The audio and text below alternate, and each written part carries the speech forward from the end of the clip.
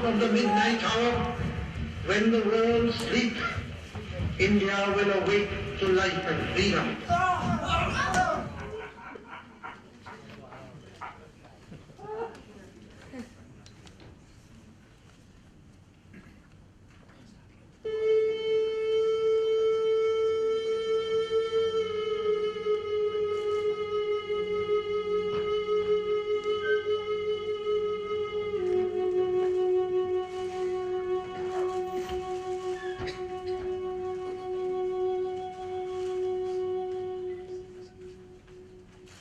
जब मैं पेशावर से चली तो मैंने चकाचक इत्मीनान की सांस ली। मेरे डिब्बे में ज्यादातर हिंदू मुसाफिर थे। ये लोग पेशावर से, मर्दान से, कोहाट से, चार सद्दा से, खैबर से, लुंडी कोतल से, नौशहरा, मासरा से आए हुए थे और पाकिस्तान में अपने जान व माल को महफूज ना पाकर हिंदुस्तान की ओर रुख कर रहे थे। स्टेशन पर चारों ओर कड़ा पहरा था और फौज वाले बड़ी चौकसी से काम ले रहे थे। इन लोगों को पाकिस्तान में पनाह गुज़ीर और हिंदुस्तान में शरणार्थी कहा जाता था। इन लोगों ने उस वक्त तक चैन की सांस ना ली जब तक मैंने पंजाब की जमीन की ओर कदम न बढ़ाया। ये लोग शक्ल और सूरत से पठान मालूम पड़ते थे। गोरे चिट्टे, शक्तिशाली हाथ पांव, सर पर कलहा और लुंगी और जिस्म पर कमीज व शलवार। ये लोग पश्तो जबान बोलते थे और कभी कभी अक्खड़ पंजाबी। इन लोगों की हिफाजत के लिए हर डिब्बे में हिंदू सिपाही तैनात थे। बलूची सिपाही अपनी पगड़ियों में नई नई राइफलें लिए हुए इन हिंदू पठानों को और उनकी बीवी बच्चों की ओर मुस्कुरा मुस्कुरा कर देखते थे, जो एक तारीखी खौफ से डरे हुए जमीन से भागे जा रहे थे जहां वो हजारों सालों से रहते आए थे। इस बात की खुशी जरूर थी कि उनकी जानें बच गई थी। उनका सामान और मकान, उनकी बहू और बेटियां, मां और बीवियों की मर्यादा महफूज थी। लेकिन दिल रो रहा था और आंखें सरहद के पथरीले पर यूं गड़ी हुई थी जैसे उसे चीर कर अंदर घुस जाना चाहती है और इसके ममता पर फव्वारे से पूछना चाहती है, बोल मां, आज किस जुर्म की सजा में तूने अपने बेटों को घर से निकाल दिया है, अपनी बहुओं को उन खूबसूरत आंगन से महरूम कर दिया है जो अपने सुहाग की रानियां बनी बैठी थी, अपनी अलबेली कुंवारियों को जो अंगूर की बेल की तरह तेरी छाती से लिपटी हुई थी उसे झिंझोड़ कर क्यों अलग कर दिया? किस लिए मुल्क आज विदेश हो गया है? मैं चलती जा रही थी और उसमें बैठी हुई खलूक अपने मुल्क की बुलंदियों को, उसकी ऊंची ऊंची चट्टानों को, उसकी खूबसूरत वादियों और बागों को यूं देख रही थी जैसे जाने पहचाने नजारों को अपने सीने में समेट कर ले जाना चाहती है, जैसे निगाहें हर लख्त रह जाए। और मुझे मालूम हो रहा था कि इस रंजो गम से मेरे कदम भारी होते जा रहे हैं और मेरी पटरी मुझे जवाब देती जा रही है। हसन अब्दाल के स्टेशन पर सब लोग गम, बेचैनी और अफसोस की तस्वीर बने रहे।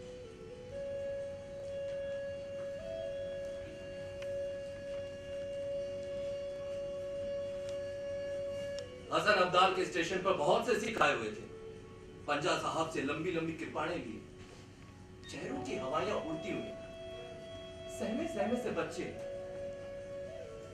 ऐसा मालूम होता था कि ये लोग अपने ही तलवार के घाव से खुद मर जाएंगे। फिर डिब्बों में बैठकर इन लोगों ने इत्मीनान की सांस ली और अपनी सरहद के हिंदू और सिख पठानों से गुफ्तगू शुरू हुई। क्या हुआ था आप लोगों के साथ? मेरे बाप आपको मेरे सामने मार डाला। मुझे मेरे ही घर से, जिसमें मैं सालों से रह रहा था, निकाल दिया उन हरामियों ने। मेरे बीवी बच्चों और माँ बाप को मेरे सामने जिंदा जला कर मार दिया उन कुत्तों ने। मेरा घर, जमीन, जायदाद सब तबाह कर दिया। और कोई इतना चालाक था कि अपने लोगों का हकीकत में नुकसान हुआ था मगर चुपचाप बैठा था। और कुछ लोग अपनी फर्जी इमारतों की कहानियां सुना सुनाकर खौफजदा कर रहे थे और मुसलमानों को गालियां दे रहे थे। कमीने सुअर की औलाद! बलूची सिपाही बड़े फख्र के साथ दरवाजों पर राइफलें थामे खड़े थे। तक्षशिला के स्टेशन पर मुझे बहुत अरसे तक खड़ा रहना पड़ा, ना जाने किसके इंतजार में। ये गाड़ी रुकी क्यों है? जब तक आस पास के गांव से हिंदू पनाह गुज़ीरों का जत्था नहीं आता, ये ट्रेन आगे नहीं बढ़ेगी। एक और घंटा गुजर गया। अब लोगों ने अपना सामान खुद खोला और खाने लगे। सहमे सहमे बच्चे कह लगाने लगे, मासूम कुंवारियां खिड़कियों से बाहर झांकने लगी और बड़े बुजुर्ग हुक्के गुड़गुड़ाने लगे। थोड़ी देर बाद और ढोलों की पीटने की आवाज आने लगी।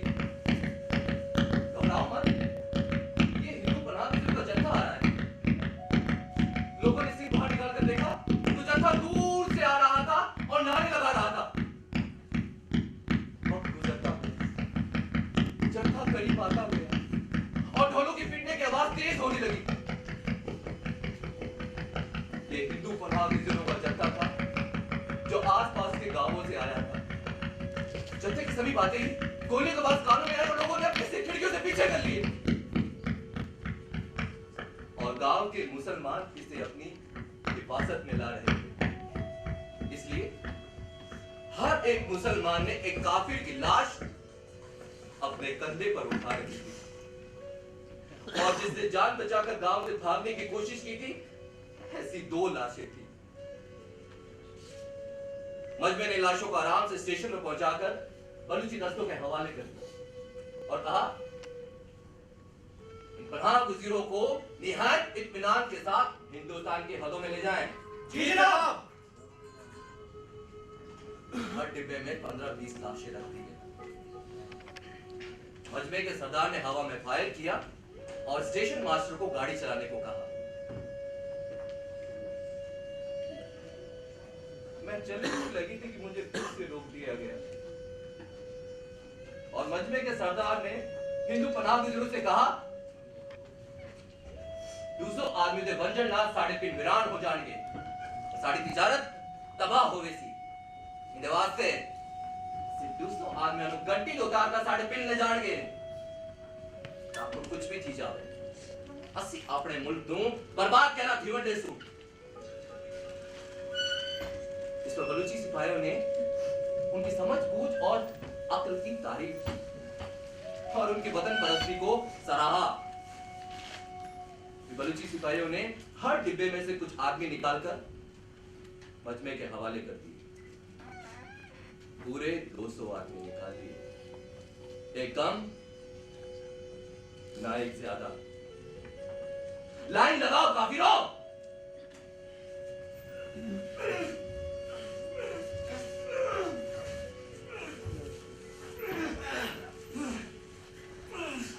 ये हो गए पूरे 100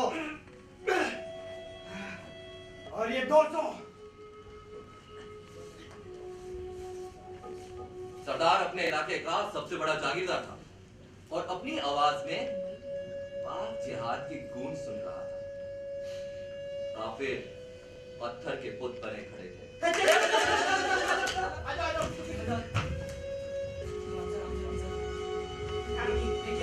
मजमे के लोगों ने उन्हें उठा कर एक लाइन में खड़ा कर दिया। 200 आदमी, 200 जिंदा लाशें, चेहरे सुन, आंखें फिजा में तीरों की बारिश महसूस करती हुई पहल बलूची सिपाहियों ने की। 15 आदमी फायरिंग से गिर गए। ये तक्षशिला का स्टेशन था। यहाँ एशिया की सबसे बड़ी यूनिवर्सिटी थी और यहाँ लाखों तुलबा इल्म और तहजीब का फैज हासिल करते थे। तक्षशिला के अजायब घर में इतने खूबसूरत बुत, इतने हसीन संग तराशी के अनूठे नमूने, कदीम तहजीब के झिल मिलाते हुए चिराग, पशे मंजर में सरकुब का एक महल था और खेलों का एक थिएटर और मीलों तक फैले हुए एक वसी शहर का खंडर जो तक्षशिला की गुज़िश्ता अजमत के पुरसुकून मंजर थे। यहाँ कनिष्क ने हुकूमत की थी और लोगों को अमन व सुकून और हुस्न व दौलत से माला माल किया था। यहाँ गौतम बुद्ध के इल्म का सूर गूंजा था और यहाँ भिक्षुओं ने अमन व सुकून का दर्से हयात दिया था। अब आखिरी गिरोह की मौत आ चुकी थी।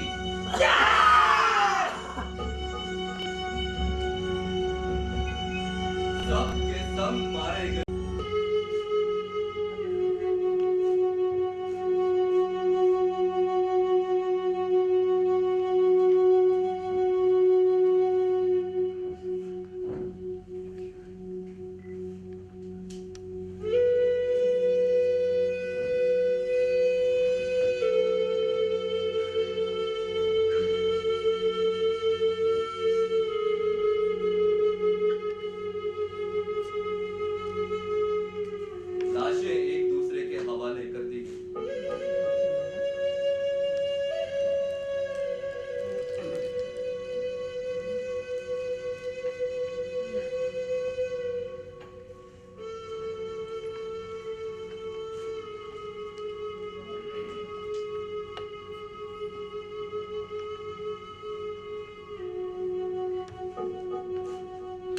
यहाँ सरहद पर पहली बार इस्लाम का परचम लहराया था।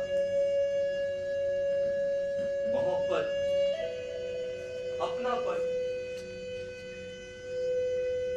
और इंसानियत का परचम सब मारे गए। अल्लाह अकबर, अल्लाह अकबर, अल्लाह अकबर, अल्लाह अकबर। जमीन खून से लाल थी और जब मैं प्लेटफॉर्म से गुजरी तो मेरे पांव पटरी से फिसल जाते, जैसे कि मैं अभी गिर पड़ूंगी और गिरकर बाकी मुसलमानों को भी अपने साथ खत्म कर डालूंगी। हर डिब्बे में मौत आ चुकी थी और पास ही लाशें रख दी गई।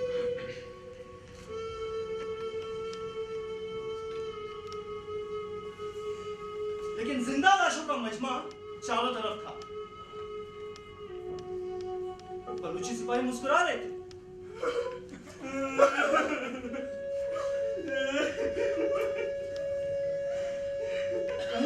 बच्चा रोने लगा। कहीं किसी की बूढ़ी माँ ने सिसकी ली, तो कहीं किसी के उजड़े हुए सुहाग ने आग की, और मैं चीखती चिल्लाती रावलपिंडी के प्लेटफॉर्म पर आ खड़ी हुई। यहाँ पर कोई मुहाजिर गाड़ी पर सवार ना हुआ। हाँ, कुछ मुसलमान नौजवान गाड़ी में घुसे। चलो अबे आगे हो जा। अचानक झेलम और गुजर खां के इलाके के बीच में मुझे सिग्नल खींचकर खड़ा कर दिया गया। उठ चल, अबे उठ। अरे चल यार, क्या निकालो मुझे? चल। हाँ, चल देखो, क्या जबरदस्ती ले जा रहे हैं? हाँ, ये हिंदू औरतें हैं। और आज से ये हमारी है। अगर कुछ उखाड़ना है तो आओ। संभाल इसको। नामर्द साले। चलो। नौजवान सिख और हिंदू औरतों को घसीटकर जंगल में ले गए, और मैं वहां से मुंह छुपाकर भागी। काला डरावना धुआं मेरे मुंह से निकल रहा था, जैसे कि निजाम पर एक हैवानियत का साया छाया हो, और सांस मेरे सीने में यूं उलझने लगी मानो ये मेरी छाती अभी फट पड़ेगी, और अंदर भड़कते हुए लाल शोले जो जंगल को जलाकर राख कर देंगे, जो उस वक्त मेरे आगे पीछे फैला हुआ था, और जिसने अपने अंदर उन औरतों को समेट रखा।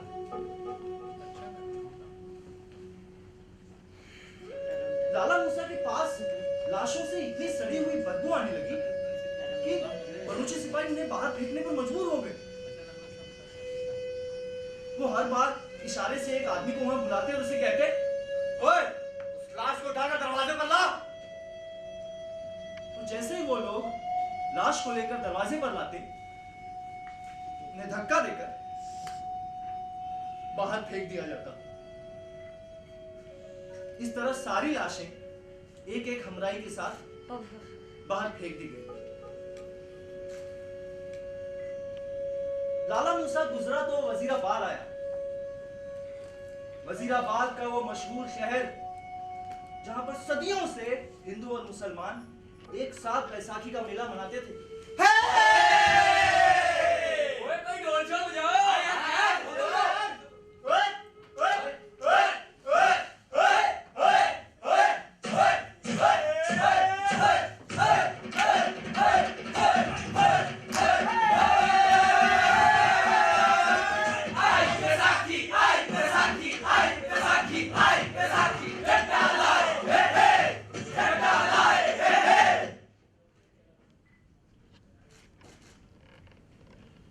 लेकिन आज वजीराबाद का स्टेशन लाशों से भरा पड़ा है। शायद ये लोग बैसाखी का मेला देखने आए, या फिर कहें कि लाशों का मेला। शहर में धुआं उठ रहा था, इंसानी खून का धुआं। थोड़ी देर में जत्था स्टेशन के पास आ गया। आगे आगे देहाती नाचते और गाते आ रहे थे, और पीछे पीछे नंगी औरतों का जत्था था। सर से लेके पांव तक नंगी औरतें, बच्चियां, बूढ़ियां, दादियां और पोतियां, माएं, बहुएं और बेटियां, नवयुवतियां नाचते गाते हुए मर्दों के पीछे पीछे आ रही थी। औरतें सिख और हिंदू थी, और मर्द मुसलमान, और दोनों ने मिलकर एक अजीबोगरीब बैसाखी मनाई। थोड़ी देर में यह अजीबोगरीब मजमा टिब्बों के सामने था। औरतों ने घूंघटे काट लिए, और एक के बाद एक खिड़कियां बंद होती गई। बलूची सिपाहियों ने कहा, खिड़कियां बंद मत करो। और फिर भी खिड़कियां बंद होती गई। बलूची सिपाहियों ने बंदूकें तान ली, ठाए ठाए। फिर भी खिड़कियां बंद होती गई, और अब एक भी खिड़की खुली न थी। नंगी औरतों को डिब्बों में मुहाजिरों के बीच में बिठा दिया गया, और मैं इस्लाम जिंदाबाद के नारों के साथ एक बार फिर चल पड़ी। अचानक डिब्बे में एक बच्चा लुढ़कता लुढ़कता एक औरत के पास आया और उससे कहा, माँ, क्या तुम नहाकर आई हो? तुम्हारे कपड़े कहाँ हैं माँ? उन्हें गिद्ध ले गए। उन पे मेरे सुहाग के खून के छींटे थे। और फिर मैं उस शहर आ पहुंची जिसके बारे में कहते हैं, और जिन्हें लाहौर में देखिया जमिया नहीं हा।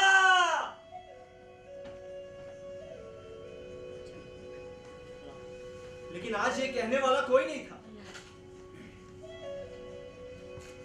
मुझे प्लेटफॉर्म नंबर 1 पर खड़ा किया गया और प्लेटफॉर्म नंबर 2 पर दूसरी गाड़ी खड़ी।